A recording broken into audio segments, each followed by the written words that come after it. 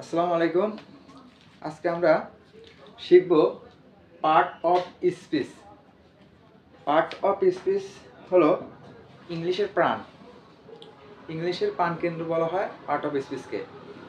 চলুন আমরা part of speech কত প্রকার, কাকে বলে এবং কি কি এটা শিখে নিই। Part of speech. Part of speech কাকে বলে? বাক্যে ব্যবহৃত প্রত্যেকটা ওয়ার্ড বা শব্দকে পার্ট অফ স্পিচ বলে। পার্ট অফ স্পিচ যেমন আই ইট রাইস। আমি ভাত খাই। এই সেন্টেন্সটিতে প্রত্যেকটি ওয়ার্ডকে এক একটা পার্ট অফ স্পিচ বলে। প্রত্যেকটি ওয়ার্ডকে পার্ট অফ স্পিচ বলে। পার্ট অফ স্পিচ 8 প্রকার। 1 noun, 2 pronoun, 3 verb, 4 adjective, 5 adverb, 6 preposition, 7 conjunction, 8 interjection. Part of speech প্রধানত 8 প্রকার। পার্ট অফ স্পিচ 8 প্রকার: noun, pronoun, verb, adjective, adverb, preposition, conjunction, interjection. বাক্যে ব্যবহৃত প্রত্যেকটা ওয়ার্ড বা শব্দকে পার্ট অফ স্পিচ বলে। আজকে আমরা পার্ট অফ স্পিচের একটা গুরুত্বপূর্ণ অংশ নিয়ে আজকে আমরা আলোচনা করব, যেমন ভার্ব। আজকে আমরা এই ক্লাসে ভার্বের বিস্তারিত আলোচনা করব। চলুন শুরু করা যাক। ভার্ব।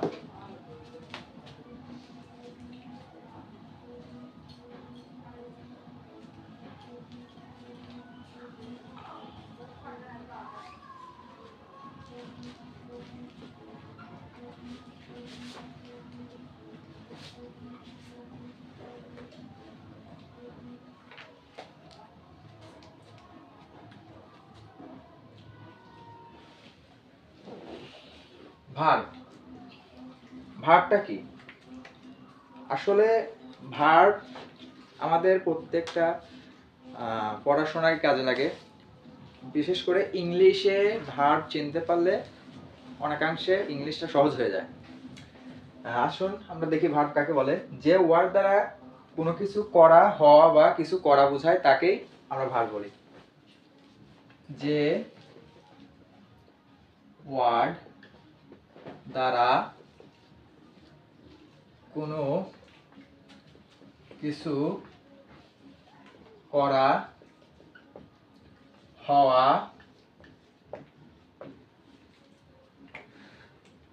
হওয়া বা কাজ করা বোঝায় তাকে ভার্ব বলে। যে ওয়ার্ড দ্বারা কোনো কিছু করা, হওয়া বা কোনো কাজ করা বোঝায় তাকে ভার্ব বলে। শর্টকাট বলতে গেলে যা করতে সময়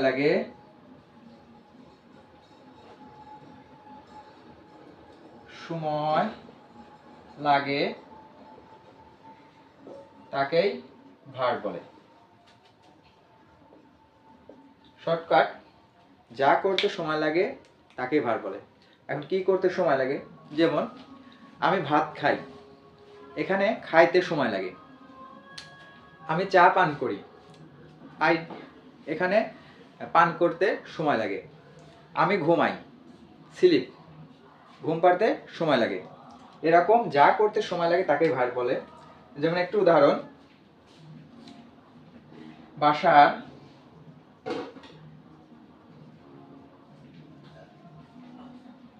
plays football.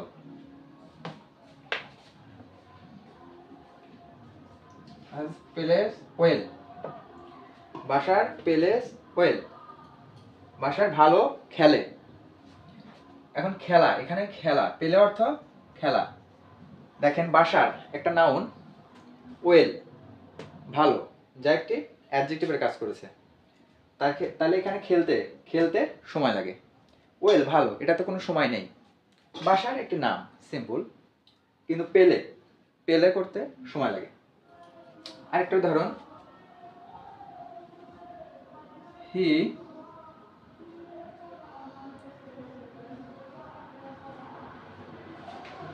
Goes to school, সে স্কুলে যায়। এখানে হিটা কি? নাউন। এখানে কি কি করতে সময় লাগে দেখুন, হি গোজ টু স্কুল, সে স্কুলে যায়। স্কুল সময় লাগে? নো। টু একটি প্রিপজিশন, এটা সিম্পল আমরা জানি। গো, গো যা, গো যা, যাওয়া, যাইতে সময় লাগে, অথবা গো একটি ভার্ব। এখন আমি মোটামুটি ভার্ব কাকে বলে বোঝালাম। আর ভার্ব কত প্রকার কি কি দেখি, আমরা ভিতরে যাই বিস্তারিত আলোচনায়।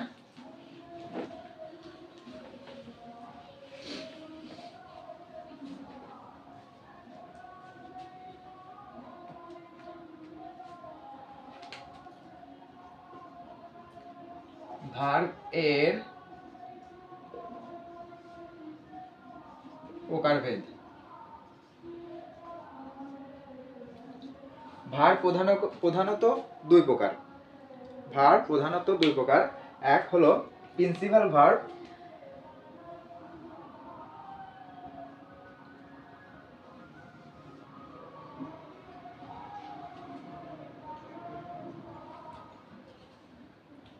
এক প্রিন্সিপাল ভার্ব, প্রিন্সিপাল ভার্ব অর্থ প্রধান ভার্ব, প্রধান ক্রিয়া। দুই অক্সিলারি ভার্ব,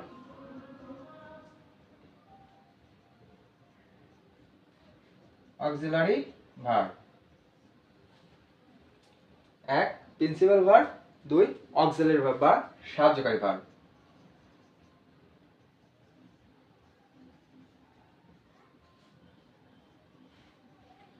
সাহায্যকারী ভার্ব। ভার্ব প্রধানত দুই প্রকার, principal verb, auxiliary verb. Principal verb কাকে বলে?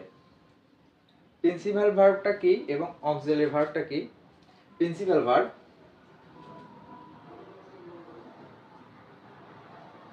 যে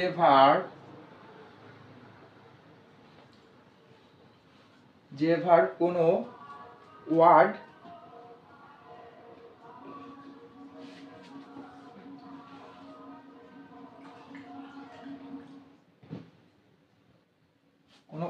এর উপর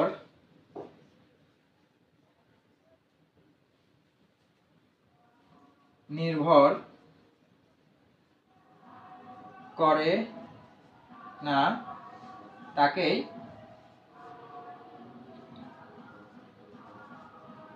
প্রিন্সিপাল ভার্ব বলে। যে ভার্ব কোনো ওয়ার্ড এর উপর নির্ভর করে না তাকে প্রিন্সিপাল ভার্ব বলে।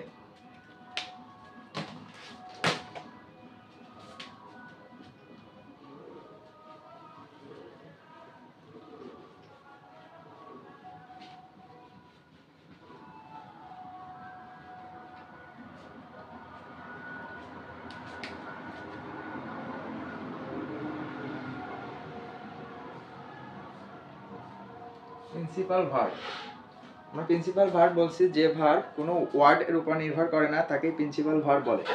এখন কোন ভার্ব? যেমন একটি উদাহরণ, আই প্লে ফুটবল।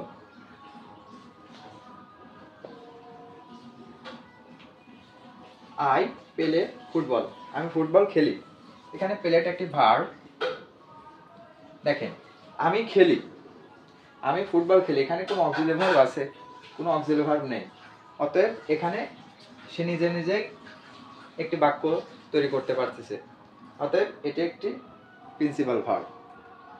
যেমন আরেকটা উদাহরণ, আই রাইট লেটার।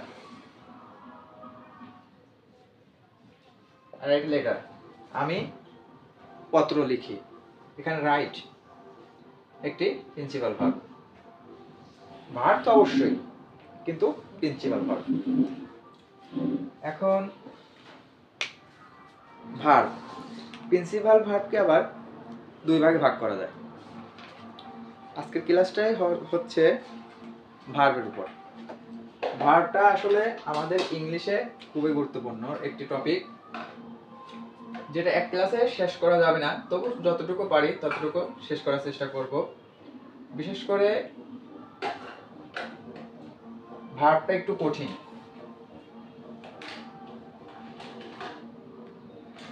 তাহলে প্রিন্সিপাল ভার্ব আবার দুই প্রকার। প্রিন্সিপাল ভার্ব, প্রিন্সিপাল ভার্ব দুই প্রকার। এক,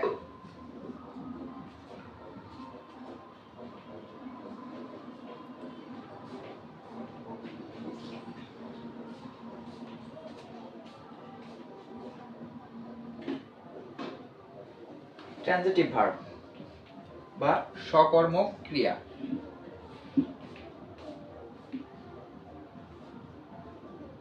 সকর্মক ক্রিয়া। দুই,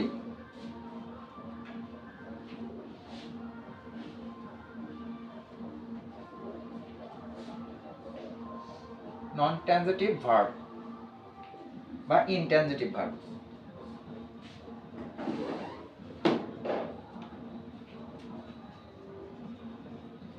ট্রানজিটিভ ভার্ব সকর্মক ক্রিয়া, নন ট্রানজিটিভ ভার্ব বা ইনট্রানজিটিভ ভার্ব অকর্মক ক্রিয়া।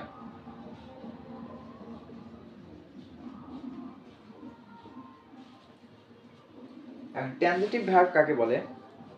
ধরুন, ট্রানজিটিভ ভার্ব হলো যে ভার্বের অবজেক্ট আছে, যে ভার্বের অবজেক্ট থাকে তাকে ট্রানজিটিভ ভার্ব বলে। এখন একটা উদাহরণ আমি এখানে লিখে দিই, যে ভার্ব এর অবজেক্ট থাকে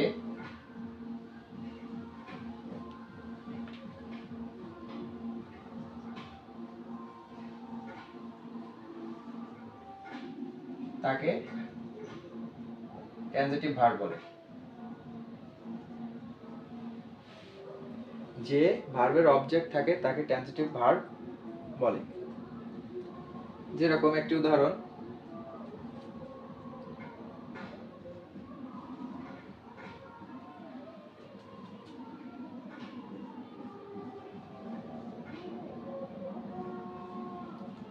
উই প্লে ফুটবল। আমরা ফুটবল খেলি। দেখেন এখানে প্লেটি ভার্ব, ফুটবল একটি অবজেক্ট। উই প্লে ফুটবল, আমরা ফুটবল খেলি। এখানে ফুটবলটি অবজেক্ট, প্লেটি একটি ভার্ব। প্লেটি একটা অবশ্যই ভার্ব, কারণ খেলতে সময় লাগে। কিন্তু যখন বলবে বিস্তারিত যে এটি কি ভার্ব, তখন এটাকে লিখতে হবে, প্রথমে আমরা লিখবো ভার্ব। রাইট ফর্ম বা ভার্ব এগুলো বেশি পাওয়া যায়। ভার্ব না চিনলে পরে রাইট ফর্ম ভার্ব পারা খুব মুশকিল। প্রথমে লিখবো আমরা একটা ভার্ব, তারপরে যদি লেখা থাকে ব্র্যাকেটে দেওয়া থাকবে যে ট্রানজিটিভ, ইনট্রানজিটিভ নাকি অক্সিলারি ভার্ব, এগুলো থাকবে। তাহলে আমরা তখন লিখবো ট্রানজিটিভ ভার্ব। Transitive verb. আরেকটা উদাহরণ দিই,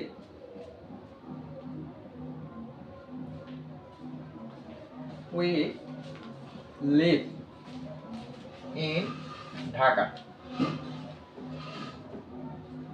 We live in Dhaka. আমরা ঢাকাতে বাস করি। আমরা ঢাকাতে বাস করি। এখানে লিভ মানে কি? বাস করা। বাস করতে অবশ্যই সময় লাগে। তাহলে এটা একটি ভার্ব, যেহেতু এখানে প্রিপজিশনাল অবজেক্ট আছে, অবশ্যই এটা এক্সটেনশন দিলে হবে। বাকিটুকু তো আমরা জানি অবজেক্ট। তাহলে পরে এখানে ইন ঢাকা, এখানে এটা একটি প্রিপজিশনাল অবজেক্ট, সেটা বিস্তারিত অন্য ব্যাপার। আমরা এতটুকু দেখব যে এটা একটি অবজেক্ট, অতএব এটি একটি ট্রানজিটিভ ভার্ব। তাহলে এখানে লিভটা ট্রানজিটিভ ভার্ব। এখন নন ট্রানজিটিভ ভার্ব আমরা বুঝাইতে পারলাম, আমি বোধহয় বুঝাইতে পারলাম যে তাহলে ট্রানজিটিভ ভার্ব কাকে বলে। যে ভার্বের অবজেক্ট থাকে তাকে ট্রানজিটিভ ভার্ব বলে। এখন নন ট্রানজিটিভ ভার্ব,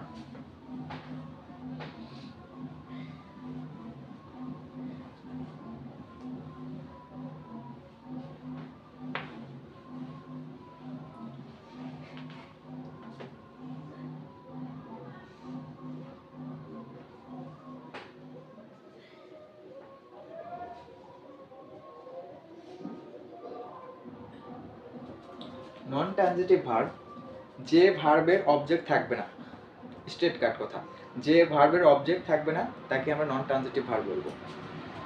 যে ভার্ব এর অবজেক্ট থাকবে না তাকে নন ট্রানজিটিভ ভার্ব বলে। যে ভার্বের অবজেক্ট থাকবে না তাকে নন ট্রানজিটিভ ভার্ব বলে।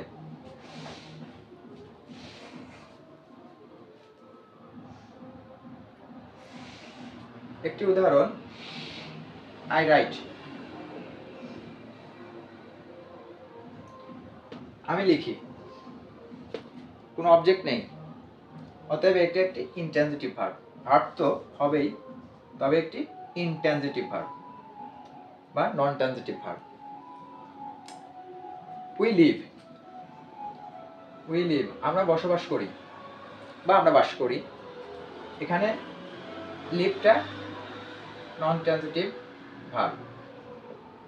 অতএব যে ভার্বের অবজেক্ট থাকবে না, যদি এখানে দেওয়া যেত উই লিভ ইন ঢাকা, তাহলে পরে এটা ট্রানজিটিভ ভার্ব হইতো, লিভটা ট্রানজিটিভ ভার্ব হতো। যখনই আমরা অবজেক্টটা অবজেক্টটা দেব না তখন এটা একটা নন ট্রানজিটিভ ভার্ব। আমি বোধহয় বোঝাইতে পেরেছি ট্রানজিটিভ এবং নন ট্রানজিটিভের মধ্যে পার্থক্য। ট্রানজিটিভ ভার্ব হলো যে ভার্বের অবজেক্ট থাকে তাকে ট্রানজিটিভ ভার্ব বলে, আর নন ট্রানজিটিভ ভার্ব হলো যে ভার্বের অবজেক্ট থাকবে না তাকে নন ট্রানজিটিভ ভার্ব বলে। এখন আমরা প্রিন্সিপাল ভার্ব দুই প্রকার, ট্রানজিটিভ এবং নন ট্রানজিটিভ শিখলাম। এখন শিখবো অক্সিলারি ভার্ব।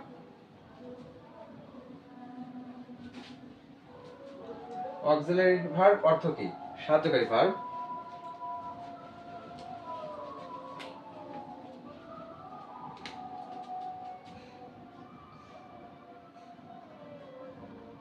অক্সিলারি ভার্ব অর্থাৎ সাহায্যকারী ভার্ব। যে ভার্ব অন্য কোনো ভার্ব এর অর্থ প্রকাশে সাহায্য করে তাকে অক্সিলারি ভার্ব বলে। ভালো করে শুনুন, যে ভার্ব অন্য কোনো ভার্বের অর্থ প্রকাশ করতে সাহায্য করে তাকেই অক্সিলারি ভার্ব বলে। লিখে দিই, যে ভার্ব অন্য কোনো ভার্ব এর অর্থ প্রকাশে সাহায্য করে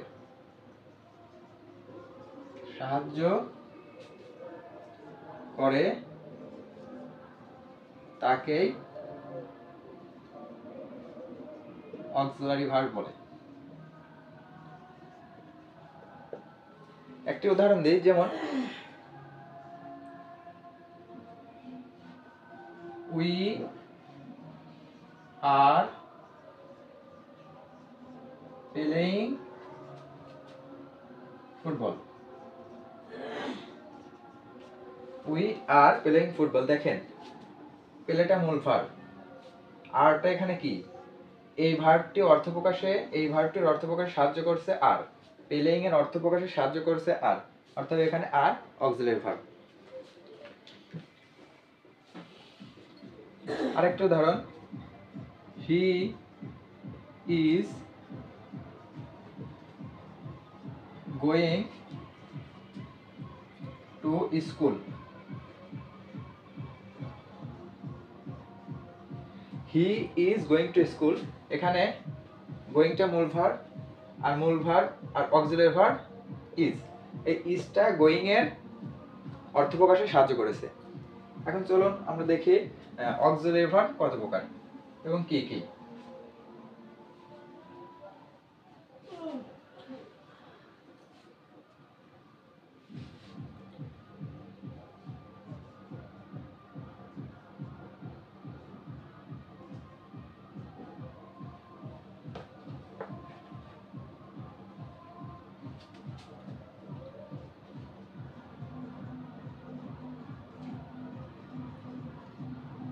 অক্সিলারি ভার্ব 4 প্রকার। 1 be verb,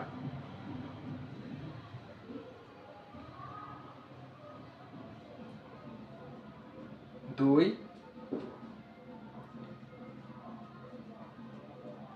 have verb, 3 do verb, 4 modal auxiliary verb. Auxiliary verb 4 প্রকার: be verb, have verb, do verb, modal auxiliary verb. Auxiliary verb 4 প্রকার: be verb, have verb, do verb, modal auxiliary verb. Be ভার্বের ভিতরে আছে কি? am, is, are, was, were, be, been, will। Be verb আছে এই কয়টা: am, is, are, was, were, be, been, being। Have ভার্বের ভিতরে আছে have, has, had, having। Do ভার্বের ভিতরে আছে do, does, did। আর মডাল অক্সিলারি ভার্ব আমরা মডাল অক্সিলারি ভার্ব হলো shall, should, will, would, can, could, may, might, had, might, used to, এগুলা। তাহলে পরে অক্সিলারি ভার্ব 4 প্রকার: be verb, have verb, do verb, modal auxiliary. Be ভার্বের ভিতরে রয়েছে am, is, are, was, were, be, been, being। Have ভার্বের ভিতরে রয়েছে have, has, had, having, do, does, did। Modal auxiliary shall, should, will, would, can, could, may, might। এই কয়টা মনে রাখলেই চলবে।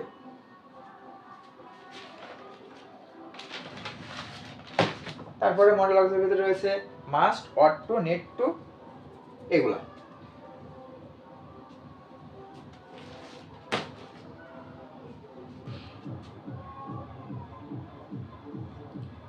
চলুন আমরা কিছু উদাহরণ দেই। যেমন I am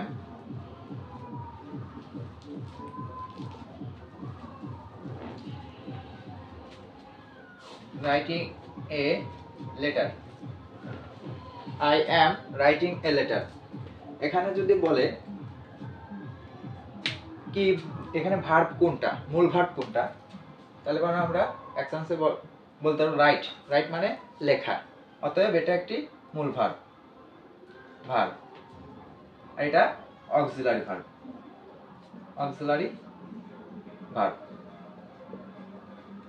তাহলে পরে এখানে রাইট, দেখেন রাইট লিখতে সময় লাগে, অতএব রাইটটা এখানে ভার্ব।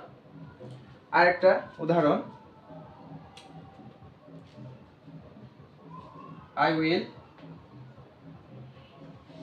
go to home। আমি বাড়ি যাব। এখানে গোটি একটি কি ভার্ব, উইলটা একটি auxiliary verb, modal auxiliary verb. Will একটি মডেল অক্সিলারি ভার্বের base form. Model auxiliary verb উইলটা একটি মডেল। আরেকটু উদাহরণ, আই রিড এ বুক। আমি বই পড়ি, আমি একটি বই পড়ি। এখানে রিড মানে পড়া, রিড মানে পড়া, অতএব এখানে রিডটা একটি ভার্ব। কি ভার্ব? যদি বলা হয় এটা কি ভার্ব, অবশ্যই প্রিন্সিপাল ভার্ব, অবশ্যই প্রিন্সিপাল ভার্ব। যদি আরেকটু ভিতরে যাইতে চাই, প্রিন্সিপাল ভার্বের কি ভার্ব, তখন বলবো এটা ট্রানজিটিভ ভার্ব। ট্রানজিটিভ ভার্ব, কারণ যে ভার্বের অবজেক্ট আছে, এ বুক একটি অবজেক্ট, অতএব অবজেক্ট যেহেতু আছে ট্রানজিটিভ ভার্ব।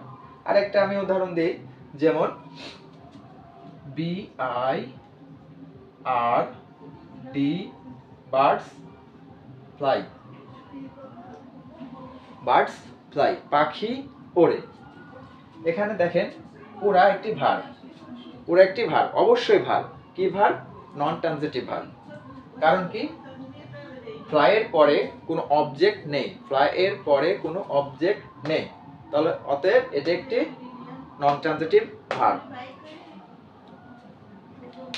আরেকটু উদাহরণ,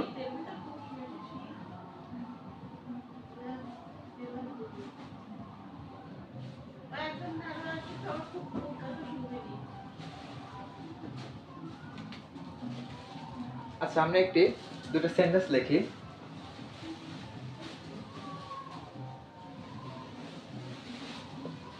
I will go to market.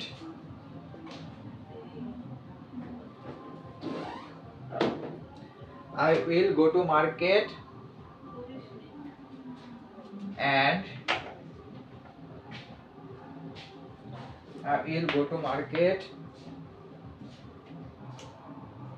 then we are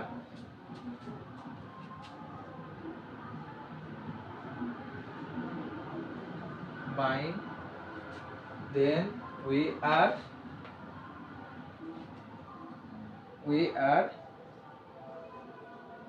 eating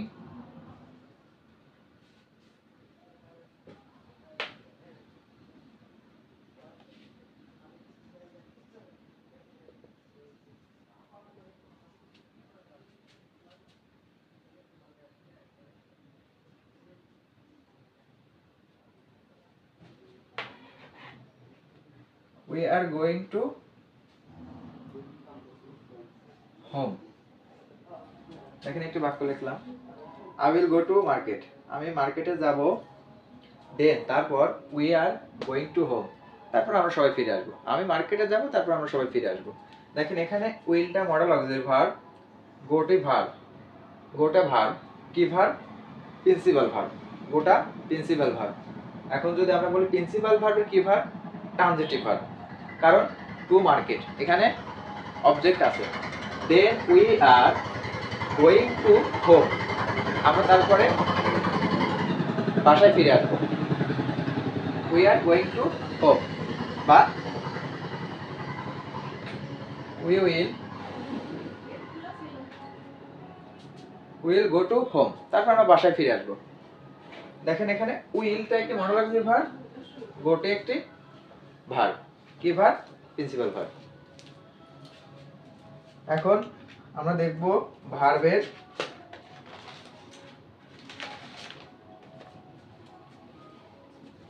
যেহেতু বিস্তারিত পড়াচ্ছি, আজকে ভার্বের একটু ভিতরে ঢুকি।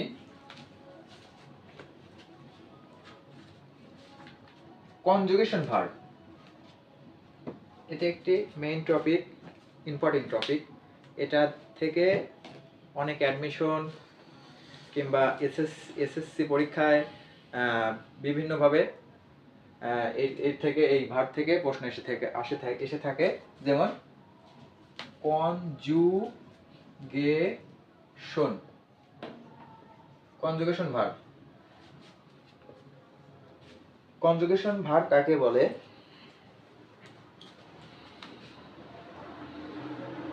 সময় ও কাল অনুযায়ী ভার্ব এর রূপের পরিবর্তন হয়। এই রূপের পরিবর্তনকে কনজুগেশন ভার্ব বলে। সময় কাল অনুযায়ী ভার্বের রূপের পরিবর্তন হয়, এই রূপের পরিবর্তনকে কনজুগেশন ভার্ব বলে। আবার গঠন প্রণালীর দিক থেকে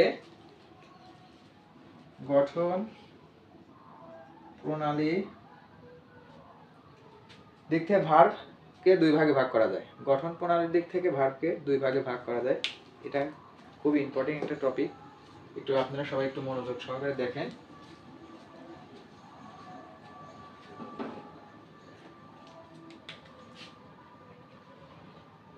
গঠন প্রণালী বা রূপান্তরের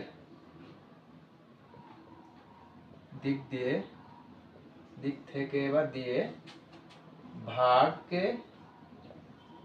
দুই ভাগে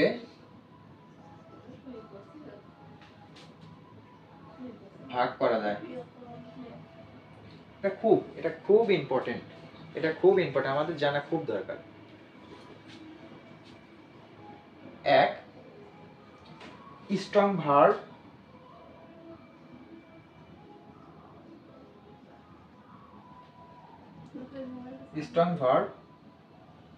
দুই, উইক ভার্ব। এক, স্ট্রং ভার্ব, দুই, উইক ভার্ব। উইক ভার্ব, যেহেতু এটা নিচে আসে আমরা নিচ থেকে শুরু করি। উইক ভার্ব কাকে বলে?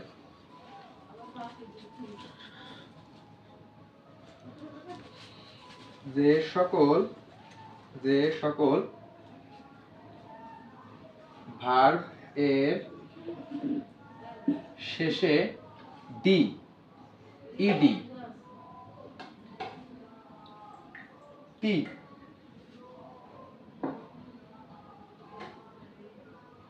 যোগ হয়ে পাস্ট টেন্স ও পাস্ট পার্টিসিপল টেন্স এ গঠন করে তাকে উইক ভার্ব বলে।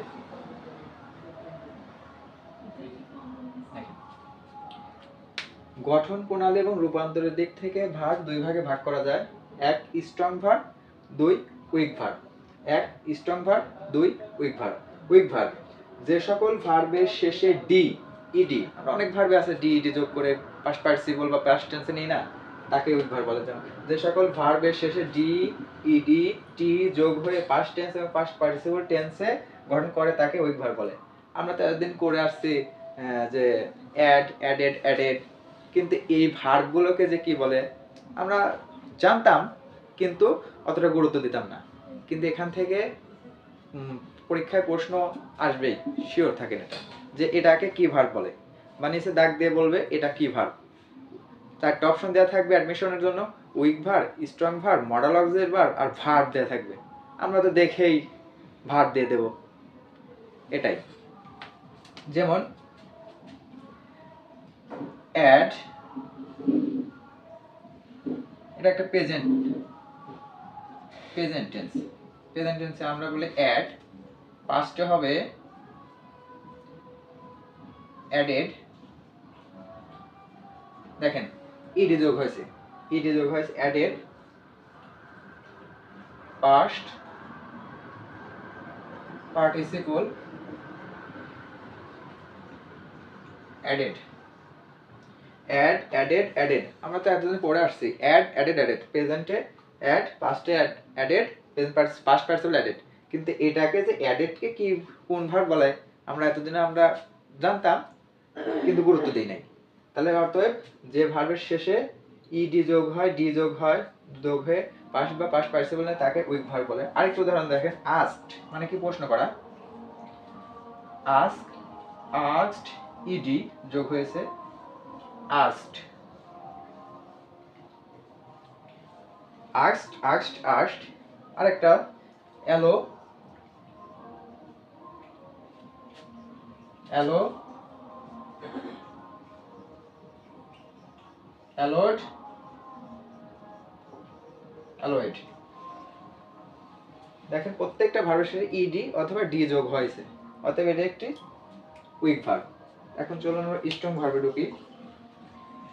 গঠন প্রণালীর দিক থেকে বা রূপান্তরের দিক থেকে ভার্বকে দুই ভাগে ভাগ করা যায়। আমি বারবার বলতেছি এটা থেকে অ্যাডমিশনে আসে।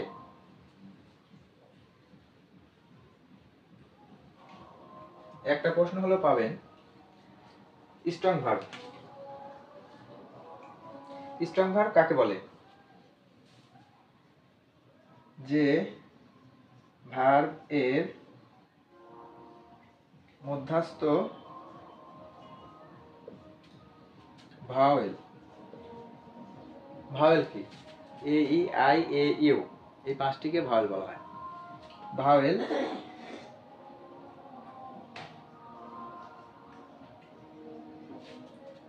পরিবর্তন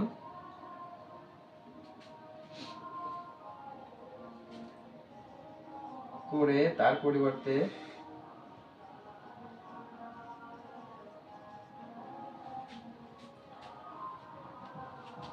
এন, ইএন বা এন ই যোগ করে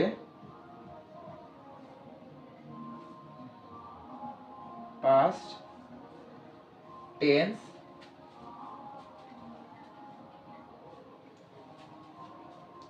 অথবা past participle tense, past participle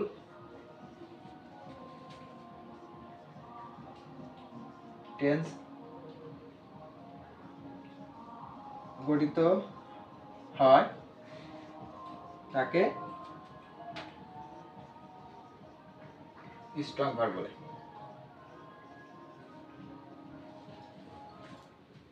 যে ভার্বের মধ্যস্থ ভাওয়েল পরিবর্তন করে তার পরিবর্তে এন, ইএন, এন ই যোগ করে পাস্ট পার্টিসিপল অথবা পাস্ট টেন্স গঠিত হয় তাকে স্ট্রং ভার্ব বলে, তাকে স্ট্রং ভার্ব বলে।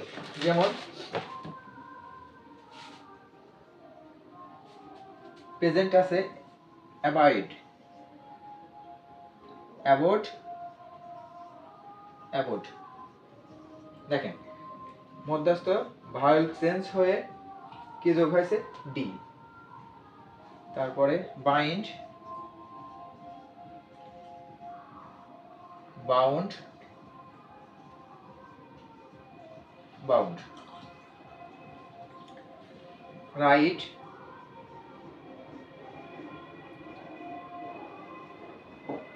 রোট, রোট।